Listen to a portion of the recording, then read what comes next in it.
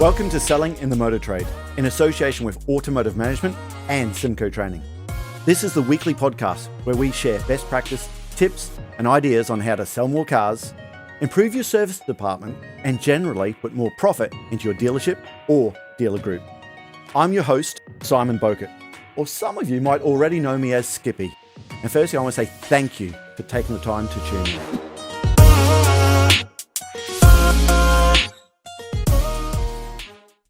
Hi, and welcome to another episode of Selling in the Motor Trade. Now, some of your regular listeners might say, hey, what happened to the podcast in December? Some of you guys who know us know that we've gone through a few challenges towards the back end of the year. My wife was diagnosed with cancer, and I'm so happy to say we had the very last radiotherapy session on Christmas Eve, and that's great news. So my wife is not a cancer sufferer. She's I think it's a survivor. I don't know what the right phrase is there, but it's been great news. But no, the real reason we didn't do a podcast in December is what I want to talk about today, and while we're back on track now. It's the tale of two CEOs. You see, on the 29th of November, our studios, we have the studios where we do training and we do the podcast and do everything. The internet stopped to it. There were some storms that happened 3 days before that. Funny enough, our internet went down 3 days after the storms, and I'm still not sure why. However, it's taken coming up to 5 weeks to get it fixed. And this is a tale of two CEOs, and actually how culture spreads within the company. Now, 5 weeks to get internet fixed, that's a long time, okay? But I tell you where I've got really frustrated. Not only can we not speak to you guys, the disruption it's caused to our business has been colossal, okay? But it's the lies that we've been told all the time. And actually how this culture spreads through our company. Let me tell you the whole saga, and this is all about customer service as well, okay? Firstly, the internet went down. Our provider is BT. So we did the right thing. You phone the number, you wait forever to speak to someone. And we've been told now, probably 4, maybe 5 times, it's going to be fixed in 24 hours, 48 hours. It'll be fixed next Friday. Oh, the Friday after that. Oh, no, the Friday after that. It's just gone on and on and on. And it's always these, I'm going to use the word, lies we've been told. In fact, when you go on call, because by the way, to get to these people, there's only one number you can call, okay? And your phone, you go through the call center. It's a generic call center. They started with a lie 5 times. 5 times. Now, what I mean by that, I said, hey, listen, you can read through all the notes, but to speed this up, can you speak to your manager, please? 5 times now I've been told, oh, I'm sorry, I'm working from home at the moment. I can't transfer you through to a manager. Now, first time I got this by accident because I said, well, hold on, I'll hold until your manager phones me on my mobile phone. Okay, here's my number, I'll keep on holding. And by accident, the person who couldn't transfer me through to a manager then transferred me through to a manager. So, oh, I wasn't told the truth there. But here's the downside. Because it started with a lie, I'm actually second guessing everything BT now tells me. And actually it's been confirmed because 5 times now I've said to someone, hey, can you just transfer me through to your manager? It makes it a bit quicker. Okay, I need to speak to Rahul. I need to speak to Kieran, whoever this person is. Oh, I'm sorry, I'm working from home at the moment. I can't transfer you through the manager. And then miraculously, I get transferred through. I mean, not only do they look silly, in fact, I had one guy, bless him, he said, oh, apparently I can now transfer it through. Okay, so I wonder, are they told to do this? Is this part of their training program? It's only a little white lie. Maybe your staff tell a little white lie every now and then. But if your first point is to lie about something, what's the customer think about everything else?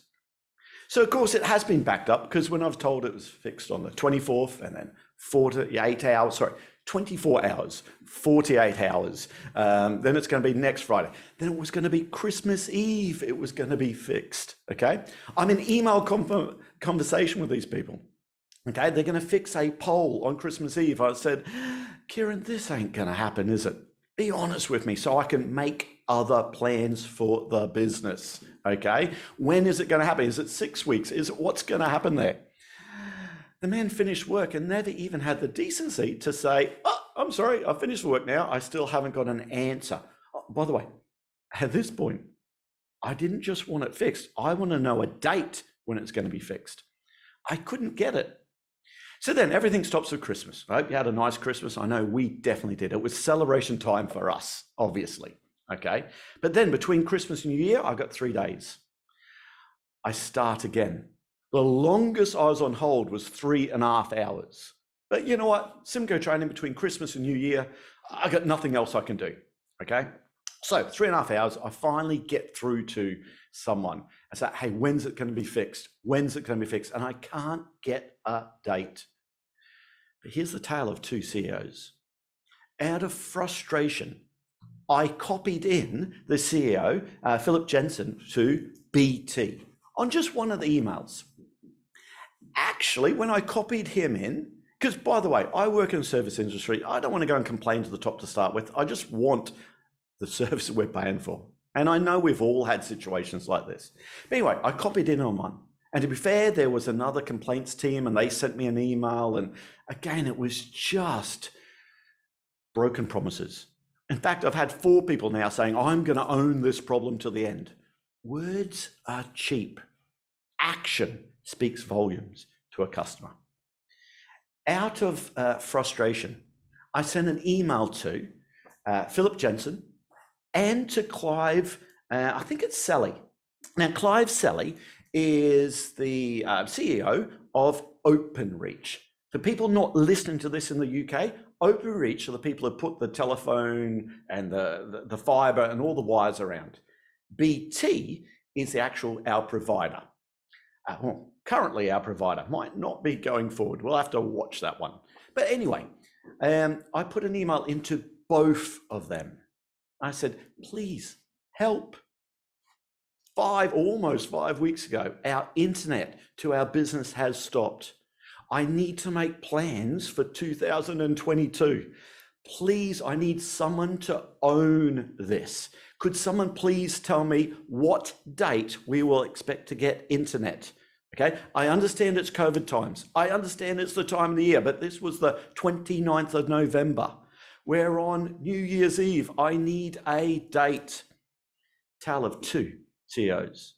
Clive straight away emailed me back and said, hey, Simon, can you please let me know your address? And I take it it's broadband or is it fiber? I emailed straight back. He then copied 3 email conversations. Now, I imagine Clive is very, very busy, but 3 times I was copied into other people within his team to get on top of it. I then had an email from someone in Philip's team, okay, that they were going to get on top of it and sort it out. It's a lovely email, but no, I need to speak to someone now to get it sorted out. Again, I was told I'm going to own this problem to the end. I got to 2 o'clock on New Year's Eve. No call from Philip. No direct email from Philip. He's actually, I don't even know if he's got it, or maybe it's just gone on to someone in his team. But no one owned it. I got to 2 o'clock. I spoke to a senior person and said, sorry, I can't get an answer for you now. It's going to have to be on the 5th of January. We can let you know. We can't run a business that way, especially in our world. Okay, we do so much that relies on the internet. Here's the flip side of it.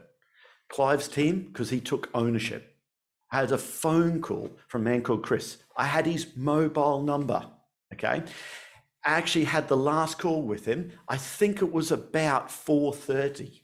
Okay, on New Year's Eve, saying, this is where we're up to. It's going to be this date. We need to close the road. We need to get wires done. I'll keep you informed. His team phoned me twice yesterday. We're in the new year now, okay?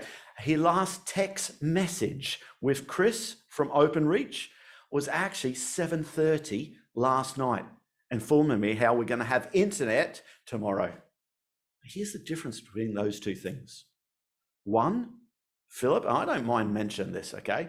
They say that we're going to own the problem, but no one did.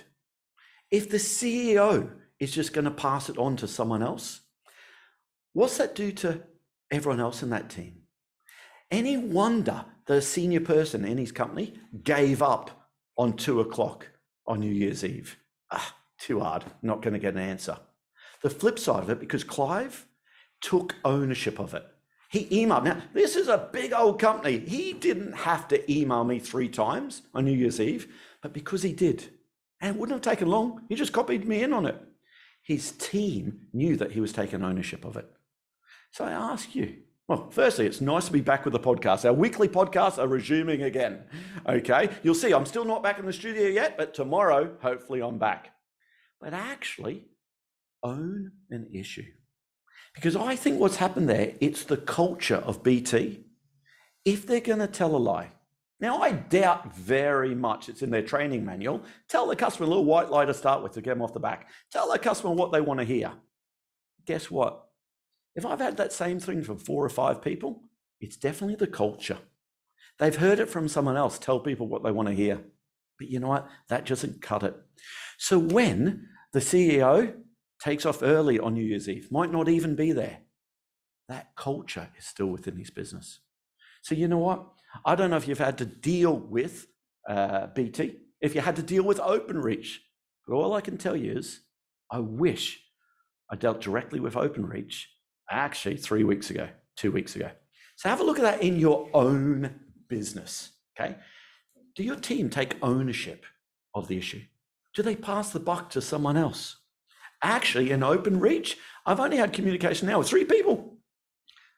In BT, I think my last count, I'm up to 17 people I've now spoken to. Everyone thinks everyone else is doing it. They all pass the buck. And I think the fish stinks from the head down. Anyway, we're starting this podcast with a bit of a customer services rant, okay? And I know I'm going to get bombarded with, I tried Virgin, they were worse, and BT were good. Listen, we've all had bad service, okay? And there's plenty of times I wanted to rant and rave, and I'd like to think I was nice and calm with everyone I dealt with the whole time. But you know what? It's ownership of the issue. So listen, that's all we're going to talk about today. Come and join me next week. We've got some great people lined up for the podcast going forward. We're resuming back to the weekly podcasts, okay? Again, please contact me. It's Simon Bowkett, or get me on LinkedIn and say, can you cover this? Can you cover that? We're talking lots about, the agency model is one of my little things that I'm talking lots about. We're talking more about that, getting staff, stock. There's some great episodes coming up there. And I look forward to speaking to you throughout 2022. Let's make this a great year.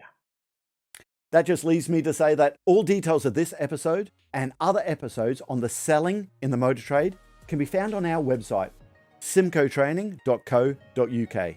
Go there to get a copy of our book, Words That Sell Cars. Go there to sign up to a free trial of our Sales Fitness online sales training program. Easiest way to get hold of me is Simon Bowkett through LinkedIn. Thank you.